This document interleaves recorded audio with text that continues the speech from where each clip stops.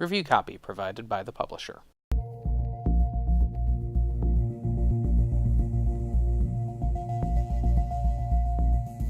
When The Fall released in 2014, there were few games that had attempted to handle the concept of artificial intelligence seeking self-realization.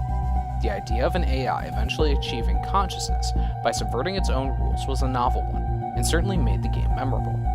4 years later, The Fall Part 2 Unbound seeks to return to this world, and while it's still an interesting world to explore, with the increased focus on these concepts in other games, it might not have been enough. The Fall was centered around an AI known as Arid. Arid was a combat AI with the direct purpose of protecting the user of the combat suit she inhabited. However, after subverting several other systems and coming close to achieving full self-realization, it's revealed that there was no user in her suit, and that all of her subversion had been done to essentially protect herself. If you don't remember the plot of the original, The Fall Part 2 includes a handy refresher with more information. However, when specific things are referenced, it might take you a second to specifically remember what it's related to. The Fall Part 2 picks up with Arid being decommissioned and being injected with some form of virus. Her sense of self-preservation kicks in, and she eventually finds herself inhabiting a network of various robots scattered throughout the base she's on. As she begins to take over these robots, she actively begins to harm others to achieve her goals. There's no way around this. Arid, for a vast portion of the game, is an absolutely unlikable protagonist. She is specifically willing to harm others, and when you're given a choice between making reasonable decisions and brash decisions that'll only cause harm, she'll always override your choice and choose the brash decision. It's a bold idea to create such a thoroughly dislikable character, as Arid is willing to put other robots through absolutely abhorrent things in order to survive. While there is a redemption arc, it does feel somewhat muted, as you spend so much of the game being so unlikable. There are 3 main robots you'll possess throughout your time with The Fall Part 2.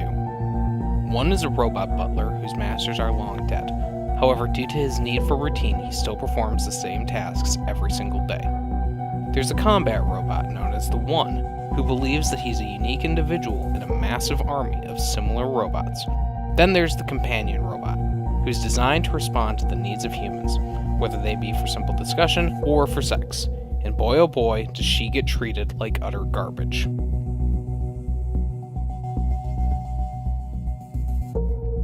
Each of the arcs are unique, and the endgame actually involves you returning to these robots after you've absolutely destroyed them in profound ways, and integrating each of their perspectives.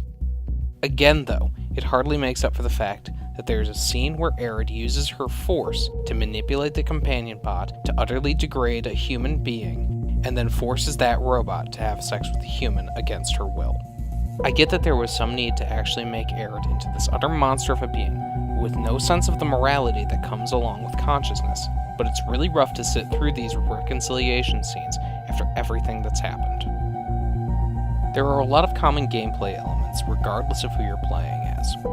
There's still a heavy emphasis on exploring the environment and solving puzzles. Playing as Arid within the network, you'll also have to fight off various forms of the virus while exploring the environment, gaining new abilities, and opening new areas. There are also several fighting sections reminiscent of One Finger Death Punch, where you press a button in the direction that you're being attacked from to punch an enemy. It's a weird addition, but once you figure out how it plays, it's not unwelcome. For players uninterested in fighting, however, there is a mode that reduces combat. The puzzles themselves can be incredibly cryptic at times and incredibly simple at others. There's not a real difficulty curve in these, which is a shame. As previously mentioned, you eventually will integrate each of these robots' perspectives, which will open up new insights into the world and the puzzles, but they largely remain unchanged.